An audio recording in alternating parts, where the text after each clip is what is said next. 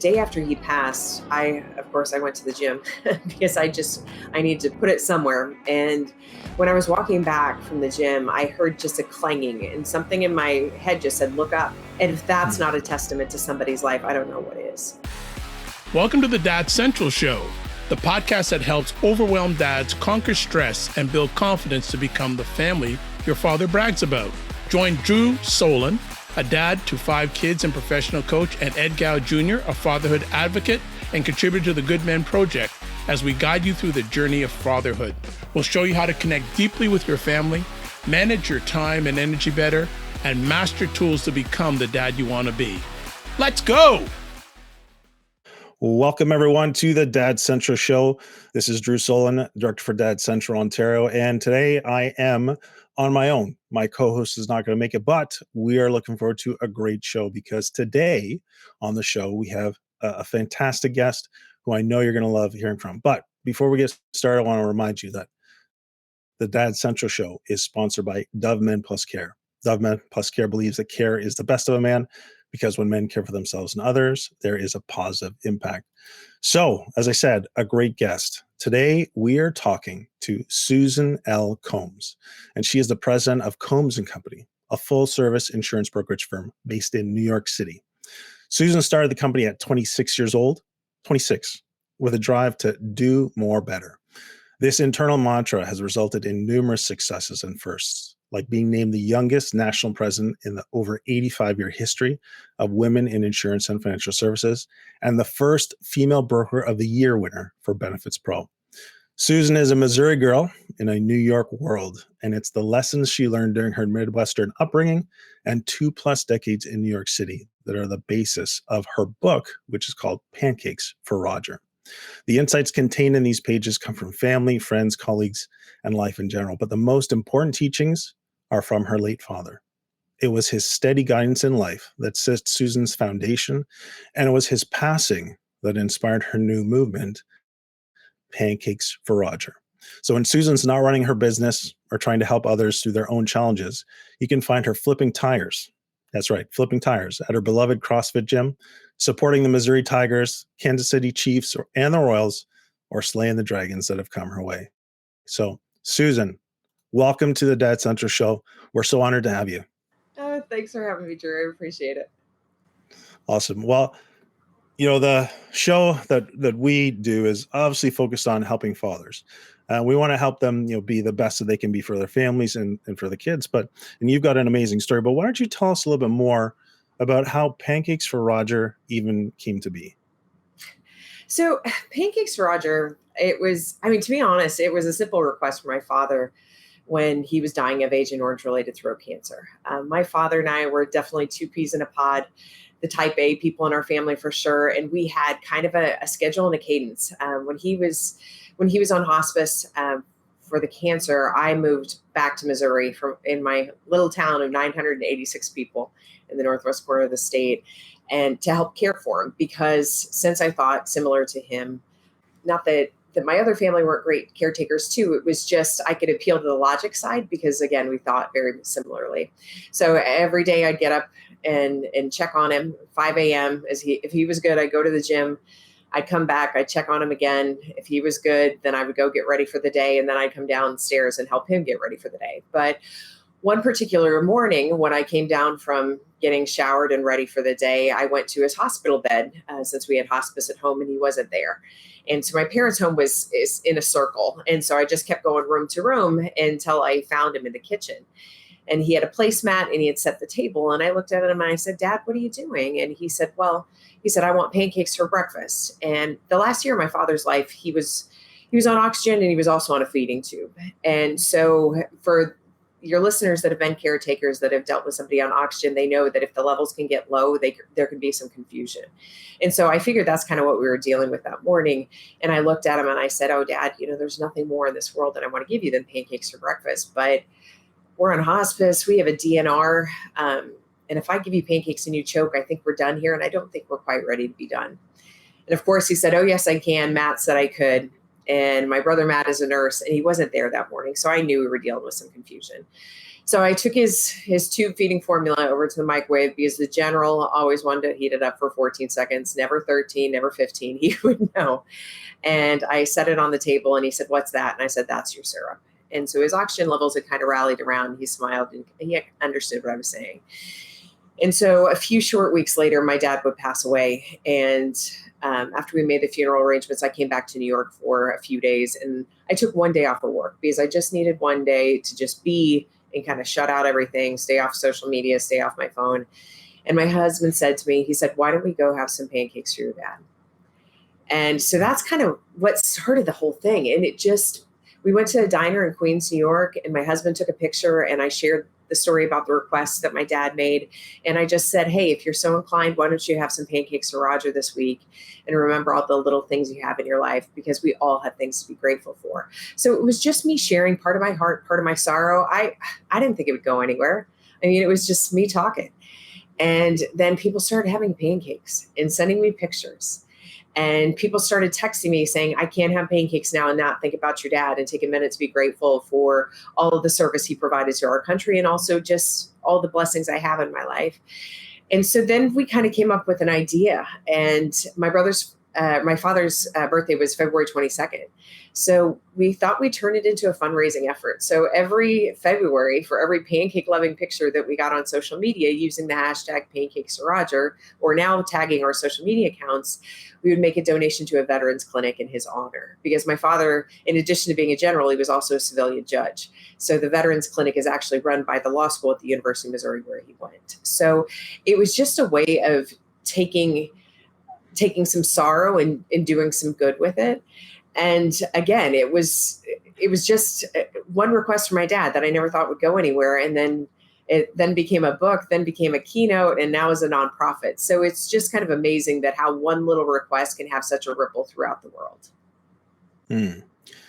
Yeah, that is amazing. And just hearing how, you're choosing, well, one, your husband, saying, "Hey, let's go do this," remembering that moment that you had with him, and then you choosing to, share a little bit about it. And then people were gravitating towards that. So obviously, it's grown, it's significant for you, but now it's significant for so many others and it's doing so much good. So what an amazing legacy.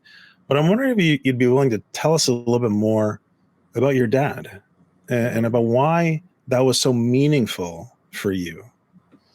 I mean, my dad was an amazing man. I mean, he was. And, one of the things I talk about in the book early on is I know I had an amazing father, and I recognize that not everybody had an amazing father. And so I think the greatest compliment I got for my book is I have a dear friend that grew up in the foster care system in New York City. And she said she wanted to read my book because she wanted to know what a good dad could be like. And she wanted to get some of that good dad wisdom that she never got growing up. And so things like that just make me keep wanting to go on and go deeper. And my dad was just one of those guys that was good when nobody was watching. Prime example of this is the day after he passed, I went to the gym because I need to put it somewhere. And when I was walking back from the gym, I heard just a clanging and something in my head just said, "Look up." And I looked up and my small town post office had put the flag at half mast for my father. And if that's not a testament to somebody's life, I don't know what is. And just the outpouring of people, because again, my father was a civilian judge and he was a general. And the people from the military that reached out and had a story, the people that my dad had made them feel safe when they were little children going through custody battles decades ago, and said that my dad would sit on the floor with them in his judge's chambers and showing pictures of us kids and saying, "I want to know what's going to be the best thing for you as a child." I mean, he was an advocate for so many and he was a mentor to so many. And by people reaching out still to this day and telling me stories about how my father impacted them, it makes me want to do those random acts of kindness. But also it teaches me that, you need to tell those people So when somebody, I think Hmm. sometimes people get uncomfortable when there's a death and they don't know what to say, especially if they haven't been through a significant loss. And sharing those stories are just so heartwarming to the person that's had the loss. So I always, if I have a funny story or a story that impacted me about somebody that passed, I always go to the person that lost them and share that story because I know it makes such an impact. Hmm. Yeah, it sounds like that's really helped support you, after losing obviously somebody who's so influential, to have that type of those memories, those stories shared with you, that expands even more on the legacy of his impact.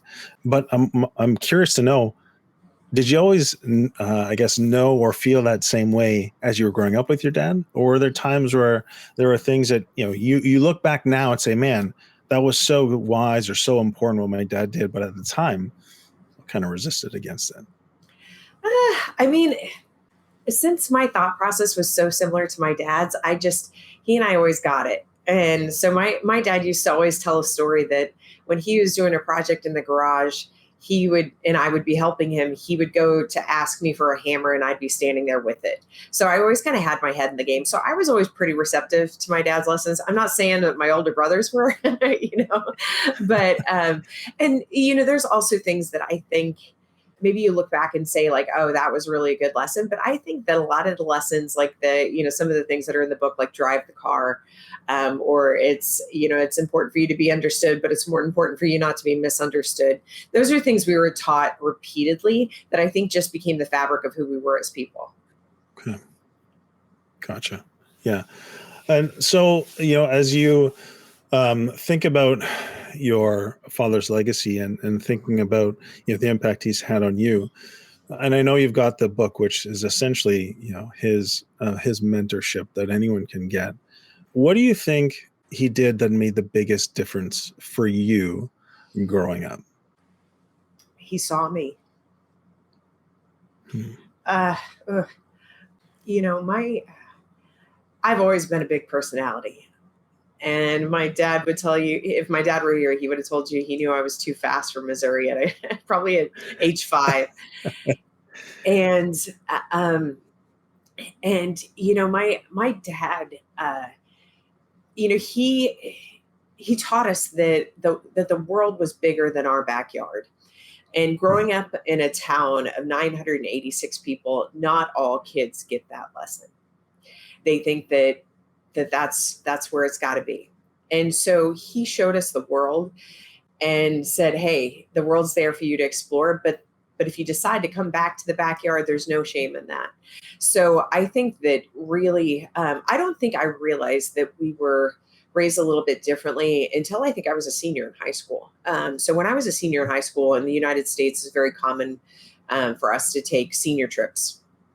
And my class, I graduated high school with 15 people, and only one was my cousin. So, but when I graduated high school, we went on our senior trip, and there was 12 of us students that went, and then we had these chaperones, and half the class had never even been on an airplane. And my father, who was a helicopter pilot in Vietnam, later on, he had a love of flying. So we actually had an airplane growing up. And so that's when I think I realized that, oh, you know what? We were exposed to a lot more. And my mother was also a travel agent too. So it was kind of nice because, my dad would have the work trips and we'd be in Germany because of work for him. But then my mom would help plan the fun stuff because she knew how to find the fun stuff from her vocation too. Nice. Yeah, that's great to hear that. But I really love the phrase that you open with. He saw me, Yeah. and I think that as we continue to think about how we can support fathers, being more positively involved in the lives of their kids, or just managing the relationships with the people around them, that ability to feel seen, heard, and valued. I think it's so important everywhere, but especially at home. Is there one thing in particular that he did that really conveyed that to you? I mean, he never told me that there were limits. He was realistic with me. He was logical with me. I mean, for example, my dad went to law school, and there was a time where I thought, hey, I want to go to law school. I want to be a lawyer. But one of the things I struggled with as a kid was reading.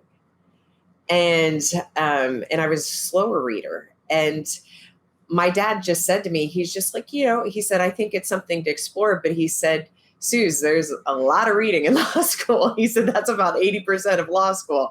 And so then I was like, maybe not.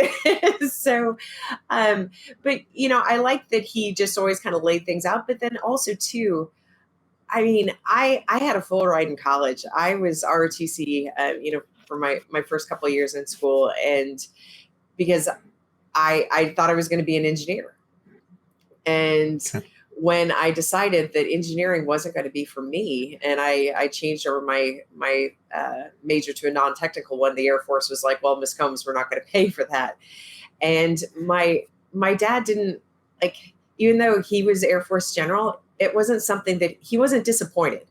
And I think I thought at the time he was going to be disappointed that I changed my mind or changed my trajectory. And at the end of the day, he just wanted me to be happy and excel at what I wanted to excel. So actually in my profession, even though I own insurance brokerage, the majority of my time now is spent expert witnessing. So I actually get to work in the litigation field, and that was a real pride for my dad. So the last few years of his life, I was able to speak to him about court cases I was working on, get advice from him on depositions and trials. And it was a way that I got to connect with him professionally that I'd never had before. And that was such a gift for the last few years of his life for me too. Yeah, I would imagine, just thinking of myself as a father, and, I've got 5 kids, and, Wow. the things that my kids get excited about and that are similar to what I've been excited about, like my daughter in particular, I enjoy real estate, and she's 11, she's now getting to designing things. And it's like, I always wanted to be an architect, and it's so cool to see my daughter have an interest that I have. So from a father's perspective, when you see your children getting excited about things that excite you, it's so easy to build that connection. So it's harder when you got daughters who are different or sons who are different, but you still want to try and build that. So really cool to hear that it came full circle for you and you had that opportunity. So I'm wondering if we could talk a little bit about, how his influence has really translated into your success, because I opened introducing you, and those are some pretty significant accolades that you've gained in your life. So can you talk a little bit about how that his influence has impacted in your ability to achieve the things you've achieved in your life? My father always had drive, and he always had moxie. And, my dad, when you really look at it, he had 2 full-time careers, basically my entire life. But he was also a present father. And we also had a farm too. We still have a farm, but it's just, so Wow. he managed things, and he just did. And I think with his influence, he was driven. My father was on national committees. He was on the Joint Chiefs of Staff for the Army and Air National Guard was his last position. He had been at the Pentagon, and then they moved his office over to Crystal City. My dad was a big deal. He's got a 4-page Wikipedia page, but he always remained true to his roots, and he always stayed humble. So I will tell you, when we had his retirement party, from the military. We had a party in Washington, D.C., and we had one in Missouri. And the one in Missouri, I think, was such a cool thing as a child to witness, because he had all of his circles there. So he had his courthouse circles from the judgeship. He had his military friends there. He had his church board members and church friends there. And he had our family there. And so many of the people in King City, Missouri had no idea all the things that he had accomplished, because he just was he was accessible. And that's the thing that I just always appreciated, is that he always stayed grounded, and he never let the pomp and circumstance. I remember when I called him one time, and he was working, and he was in Brazil, and they had just had a parade in his honor. He was like, yeah, it was pretty cool. I'm like, a parade in Brazil. I'm like, what? This is nuts. And, it's one of those things that it's just, he always remembered where he came from. And that's something that I think has been such a good example for me because, yeah, you're right. You know, I look good on paper. I've gotten a lot of awards. I'm pretty visible out there in my industry and people know who I am. But I also remember that I'm a kid from King City, Missouri that graduated high school with 15 people that, you know, and my dad always remembered that he was the son of dairy farmers. And I think that remembering those values and those roots are what keep your feet level on the ground, even though your head can be in the clouds sometimes. Yeah, I think that's great wisdom. But I'm going to ask this question because it, to me, would be challenging, especially going into a place like New York City, given the perception, given the type of people that might be around, given you're caught up in the big city lights and the hoopla. How do you, let's say, maintain that in the face of, quite frankly, in this generation of this social media and all these things that are bombarding us? How do you maintain that grounding in the face of success, but also a world that really wants you to jump up and shout and, hey, look at me? You know, I mean, I will say I don't think there's anything wrong with saying, "Hey, look at me." You know, I actually spoke at a university here in New York. I don't know, 10 years ago, and there had been a woman that shared she was the CFO of a very large computer company that I'm not going to name, and I remember her saying, "Don't roar after the kill." And I got up on stage and I said, "Roar after the kill. If you don't roar for yourself, nobody else is going to roar for you." So I think there's a way to do it, to highlight some of the accolades, but not be braggadocious about it. So, and I will say, yes, there were press releases, things like that when my dad would get, another award or get, another, like, a star for something or a military, certificate or award. But I don't know. I think New York works for me. I mean, it's worked for me for 23 years. And because I think that the opportunities for women in New York City are second to none. And so I absolutely believe that professionally, I advance so much greater in New York City than I would in any other market. Okay. Based upon my personality and based upon how it is here. People don't care that you're a woman. They care that you can do the job. And so, but I will say that I've traveled throughout the country speaking, and I've found engaged in a much different way. I mean, where women are like, treated like, "Hey, honey, what are you trying to sell me?" Or they're so nice to you that they don't want to buy what you're selling, but they don't want to hurt your feelings. I mean, I went back to Kansas City for a job for 6 months and I experienced both of those things. So I do think that it really depends on the market. But again, I will say that even though I moved to New York City, I've stayed tethered in pretty well to Missouri. I went to the University of Missouri. I'm on two national boards for them. And so I'm back home at least 4 times a year. So I stay in touch with the community. I'm also on a board of an endowment fund in my hometown. That's about community betterment and things that my dad, they would have asked my dad to be on this board if I wasn't around. And so I think that even though, yes, I built my life, I built my home in New York City, part of my heart will always be in Missouri. And I think I learned that from my dad. And it's just something that was part of my foundation. And I don't think that it was something that I intentionally sought out. It was just something that I emulated because I saw it so much growing up. Yeah, no, I appreciate that. Thank you so much for sharing that. And to me, the power of that grounding and that example, when you stay true to those roots, no matter where you go or what you're doing, I think is really important. And I think that's what it sounds like. And it also sounds like there's an element of staying connected, though, through your involvement in the community. And so, going back or being involved or hearing what's going on is like that reconnection for you and keeping you, I'll say tethered or connected to those roots. So, okay, no, I really appreciate that. And yeah, I agree. So as a coach, I've worked with business students for over 10 years, and a big part of their challenge is being able to, speak clearly about their abilities or their impact without, feeling like they're bragging as well. And so I say to them, if you're speaking factually and telling the truth, there's no bragging in that. Yeah. It's just the reality. It's true. Just truth right? telling. No one can dispute that. Yeah, exactly. So I definitely appreciate that message too. Well, clearly you've been successful. Your father was highly successful and had a huge impact on you.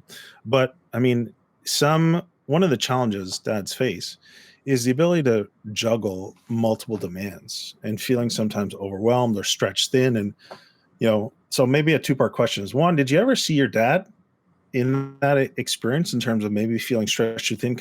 Because he was obviously doing a lot, but you said how present he was. So the first part is, did you ever see that? And then two might be, how have you both learned from your dad, but also learned from your own experiences of how do you manage all the different demands that can pull you in different directions and still be present? Ooh, I mean, that's a big question. I will tell you that when I was 10 years old and my brother Matt was 13 years old, he was diagnosed with acute lymphoblastic leukemia. And this was in 1989. Oh, And wow. at that time, there wasn't a high success rate. My brother ultimately had to have a bone marrow transplant. He had a Mm. 16% chance of survival. And I remember when Matt was sick and they knew he had cancer, my dad, this was pre-internet. A lot of people don't understand that. So pre-internet, pre-social media, you couldn't put things out there saying, hey, we're doing a bone marrow transplant drive. You had to put things in a newspaper and hope people showed up. And before my parents made a decision on where to have my brother treated, my dad made phone calls to all the doctors he knew, friends that he knew that were in the medical field, or friends that had cancer, and said, if this was your child, where would you take them? And so Mm. ultimately, my parents landed on St. Jude Children's Research Hospital in Memphis, Tennessee. And so my brother is actually, since he's still alive, he's the longest surviving male bone marrow transplant performed at St. Jude Children's Research Hospital, and that was 33 years ago. Mm. And so that's pretty spectacular. But I think that was the first true experience that I remember going through as a child, where my parents just had to figure it out. And Mm. so my parents and my brother moved to Memphis, and they were basically there for 3 years. And I stayed back in Missouri. But my parents, after a few months of being with my brother full time, they worked out a rotation. And so where my dad would come be with me for a few days, and then he would go back, spend a couple of days there together to kind of get briefed on what the current protocol was for my brother. And then my mom would come back for a few days.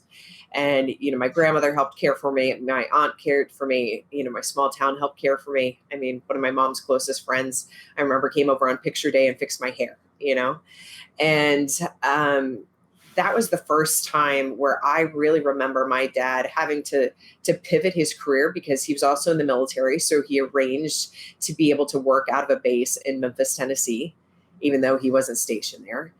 And, with his legal cases, he took them with him and he worked on him, when he was sitting by my brother's hospital bed, and he just made it work. Hmm. And, so when, of course, there were times that, I felt like neglected and jealous because I was a 10-year-old kid. How could you not feel that way? But, you understand things more as you get older. And I know my parents would have done 100% the exact same thing for me if I would have been the sick kid. And, that was a really big, that was a hard time in our family's life. But it's where I really saw my parents be a team. And so my dad when my dad was home and things like that, because, my dad traveled quite a bit for work, of course, with the military. But, I remember him reading the funny papers to us on Saturday mornings. I remember him making pancakes and breakfast for us. He would, he made dinner as much as my mother made dinner. He was a hands-on dad. And so, I think that sometimes, and I'm sure you have a lot of dads that listen that travel a lot for work, and maybe they're feeling like, hey, my kid doesn't think I show up. I don't think it's about the quantity. I think it's about the quality. And so, and I will say, this was pre-cell phones too. I mean, my dad had the bag phone and everything like that because he was military, but, and he had the BlackBerry for the military, but my dad wasn't on those things all the time. And so I do think that being a parent now has to be a lot harder with all the technology and, the technology with the kids are on and parents are on. And, I'm all for a no phone policy at the dinner table to have that engagement. But I think one of the other things that my parents both did is they took us with them. And what I mean by that is my my dad had big friends, and there would be, military dinners and things like that. And my brother Matt and I, we were expected to go and interact with the adults. So, even when we were, I was 5 and Matt was 8, we were at fancy dinners and we were engaging in conversation with the adults. So Mhm. it wasn't something where we were left at home with a babysitter. It wasn't something where we were given an iPad at the table. We were forced to communicate. And I think we're better for it, because it I think it's a lesson that I actually appreciate more as an adult, because I think that it made me understand that people are people. You can be a general, you can be a dignitary, you could be a senator, and it doesn't matter. You're just a person at the end of the day. And so by having those experiences as an early child that we were expected to interact, I think it served me very well, in my adult life for sure. Hmm. Yeah. Thanks so much. Great stories. Great insight. And, it just reminds, anyone who's listening that every family goes through things, and every family has periods of time where it's going to be really hard. But what you do through that hard can make all the difference. You just described your parents working as a team. You described the hardship and what it was really like, but they found a way through it together.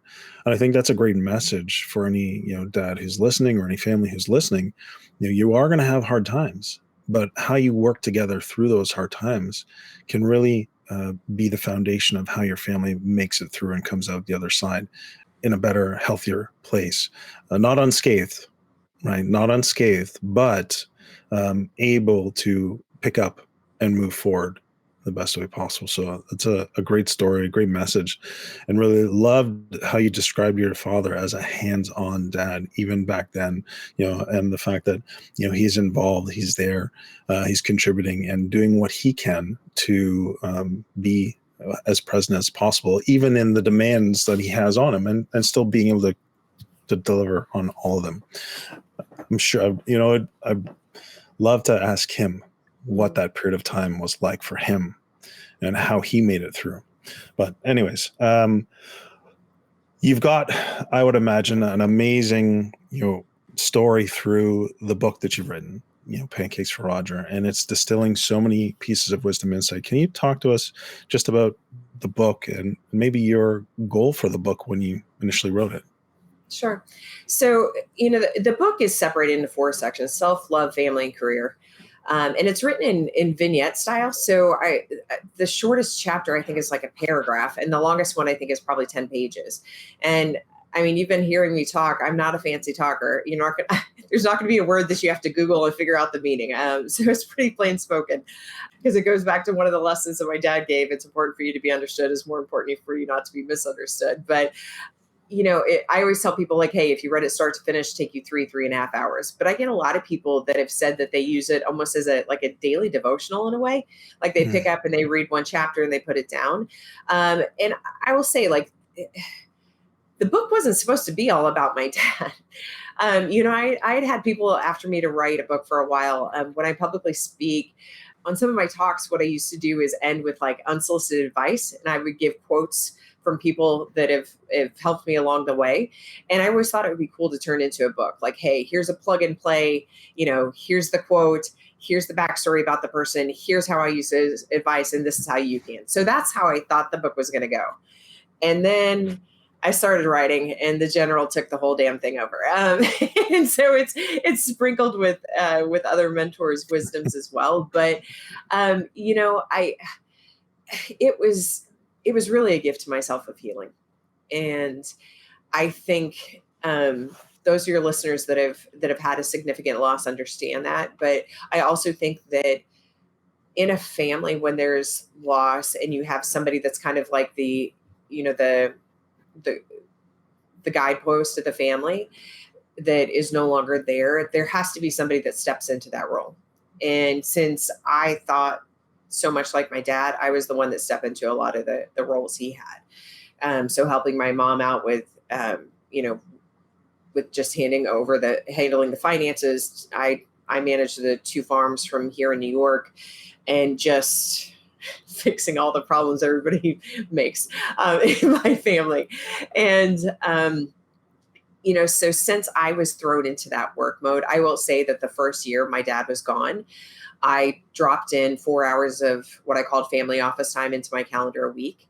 2 hours in the afternoon on Tuesday and 2 hours in the afternoon on Thursday. My mother knew it because I knew so many things were going to be coming at her way. I mean, because again, my dad was a general. He was also a judge. There was 8 bank accounts and 7 bank accounts and 8 properties. So there was a lot to manage, a lot to deal with, to the Department of Defense, with the VA, with everything. And so I knew that, hey, if I can designate this time, and she knew it, like I would literally call my mom and I'm like, okay, open the mail, let's go through it, see what you got. So since I was thrown into so much work mode, I didn't get a lot of the grief time and the healing time. So the book, I will tell you, like I wrote every week and was very structured on that, as you can imagine. And I ugly cried every week. And just, putting it down and, and telling stories and laughing and crying and just really focusing on that healing for me.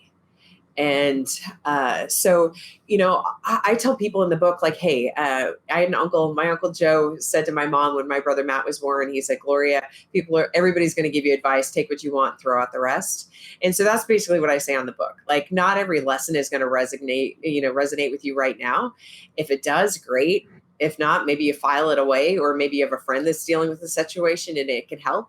But it's just speaking from the heart. And just, I was also taught that if somebody gives you a good piece of advice, it is your duty to share it with somebody else, because if it helped you, it could probably help somebody else. So that's what I tried to do. I mean, this isn't a hey, look at Susan Combs type of book at any means. And when I wrote the book, my goals were very simple. I wanted to help 5 people, and I wanted to bring more recognition to the University of Missouri School of Law Veterans Clinic, because they provide free legal services for men and women and veterans and their families navigating the VA claims and appeals process, discharge upgrades, and just other general legal work.